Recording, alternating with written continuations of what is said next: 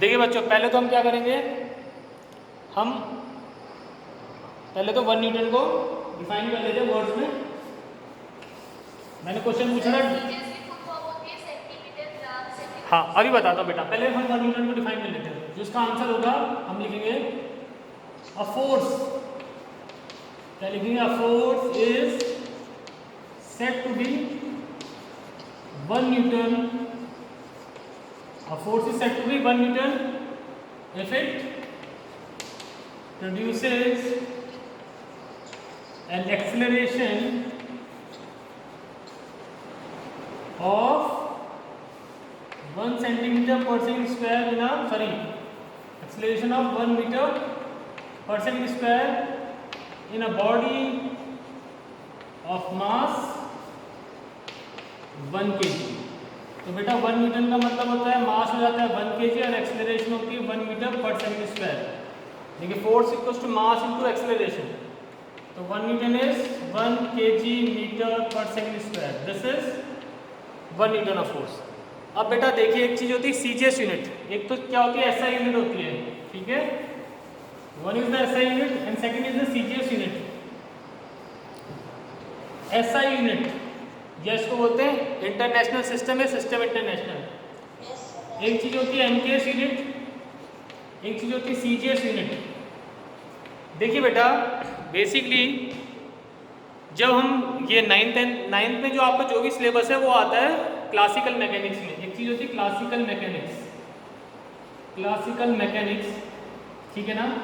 मैंने आपको बताया था कुछ फंडामेंटल क्वांटिटीज होती है। तो क्लासिकल मैकेनिक्स में 3 फंडामेंटल क्वांटिटी होती है, लेंथ, मास एंड टाइम, ठीक है। क्या फंडामेंटल क्वांटिटी होती है? Length, mass and time. ये 3 क्वांटिटी होती है, लेंथ, मास एंड टाइम। जब बेटा लेंथ को हम मीटर में लेते हैं, मास को केजी में लेते हैं और टाइम को सेकंड में लेते हैं, ठीक है, मीटर, किलोग्राम, सेकंड, तब तो ये होती है एमकेएस यूनिट, ठीक है। लेंथ को मीटर में, मास को केजी में और टाइम को किस में लेंगे हम? सेकंड में। तो इसको बोलते हैं एमकेएस यूनिट। क्या कौन सी यूनिट बोलते हैं? MKS unit. फिर लेंथ, मास एंड टाइम। अब अगर जो लेंथ को मैं सेंटीमीटर में लूंगा, मास को मैं ग्राम में लूंगा और टाइम को सेकंड में लूंगा, ठीक है बेटा। क्या कर रहा हूं मैं? लेंथ को किस में लूंगा? सेंटीमीटर में, मास को ग्राम में और टाइम को किस में लूंगा?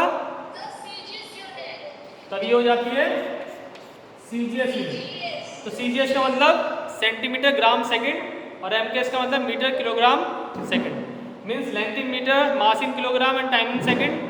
और सीजीएस का मतलब length in centimetre, mass in gram and time in second, ठीक है बेटा। ये होता है एमकेएस, सीजीएस।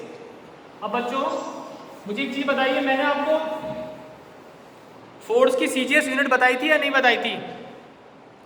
फोर्स की सीजीएस यूनिट बताई थी? मैंने आपको फोर्स की सीजीएस यूनिट बताई थी, सीजीएस यूनिट ऑफ फोर्स। बेटा I have told you the CGS unit of force और नॉट? फोर्स की सीजीएस यूनिट नहीं बताई थी। देखिए सुन लीजिए फिर।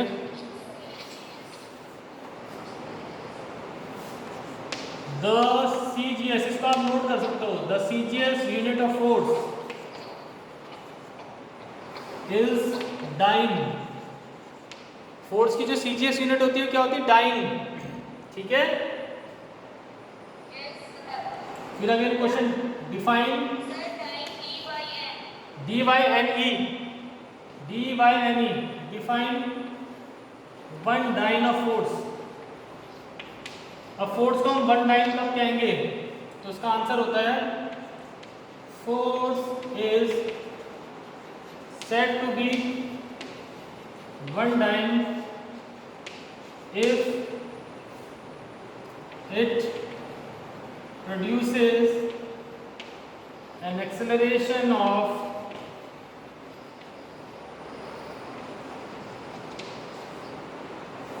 1 centimeter per second square in a body of mass 1 ग्राम।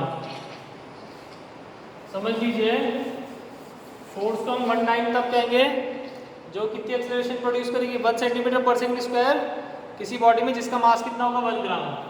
यानी कि 1 डाइन का मतलब होता है 1 gram into 1 centimetre per second square, या 1 dyne equals to 1 gram centimetre per second square. ठीक है बच्चों, तो ये होती है फोर्स की CGS यूनिट।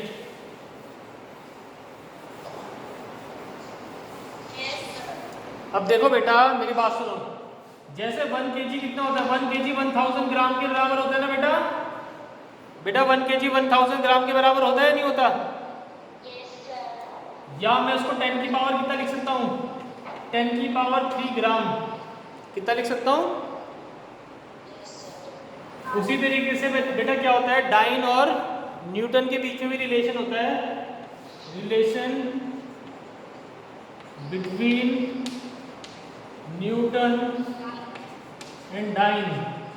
तो बेटा 1 न्यूटन होता है 10 की पावर 5 डाइन। ठीक है, 1 न्यूटन इस बच्चों 10 की पावर 5 डाइन। अब ये कैसे निकलता है 10 की पावर 5, आप इसको सोचना, मुझे बताना फिर।